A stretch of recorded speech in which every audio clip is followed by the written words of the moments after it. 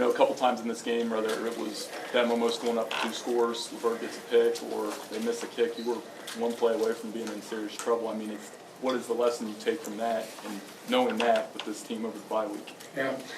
Well, first, like I told the team, I mean, that's how you fight. That's how you scratch and claw, and both teams did that. I was very impressed with both squads, but our team, the way they hung in there, and they had their courage, their resilience, their sharpness of mind. Thought that seems to be at a little bit higher level this year with this ball club, and happy about that. It's sometimes you got to fight like that. Football fight. On the left, John. Can you talk about the defense finding a way on that last series, and especially the last play? Yeah, I can talk about the defense and their play the entire game. That was a gem of a defensive performance. There's no doubt about it. Talk about the last play, the last series, just the entire football game. We made mistakes offensively, penalties and turnovers and turnovers on downs that the defense was not in the best positions, but they played great. I mean, the interception on the goal line was huge. That was a big play in the game. Aiden Hutchinson sack last play of the game, huge, causing the turnover, and it was a really great play. Josh Uche, really had a great game. I mean, it may not show up on the stat line because there was a lot of times where he was knocking people back. Wasn't getting paid for it. Somebody else was making the tackle, but he was doing a great job. Quiddy Pay, I thought had an excellent game as well. And Carlo Kemp, had some big stops in the middle. This is Josh Rosford, Josh Metellus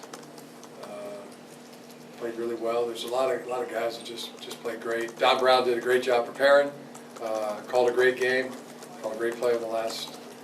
Great defense on the last play of the game, and got home, got the turnover, got the win. Left here, Larry.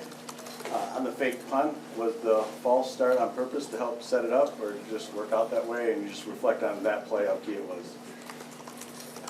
No, on the false start, yeah, we saw what punt coverage they were in, what punt block they were in, and called the alert for the next play. They ran the same.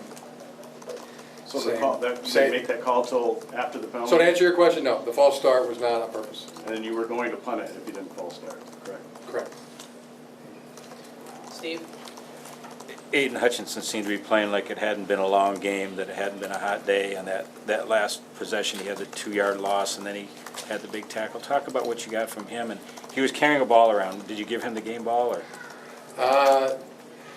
Maybe he just kept it from the last play of the game, but I did see him carrying the ball. Yeah, it was just a great performance by him, and all the other guys that I mentioned. It was, but you're right. I mean, he had very sweated through his entire uniform and looked like he just played a football game. It was a heck of a fight, and really contributed to the victory. So very proud of him. Big hug afterwards. On the right, Chris.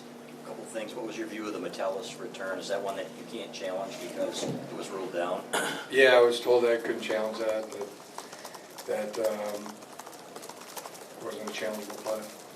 And then what went into the decision to go for it on 4th and short rather than kick the field goal early? Yeah, our analytics had it that the best thing to do if we got in that situation, 4th and 3 from that distance, was to go for it. It ended up being 4th and 2, and we didn't convert. Same with the second one. It was another. So that was a 4th and 2, and 4th and 2 analytics told us to go for it, and we didn't make it again. So yeah, I mean,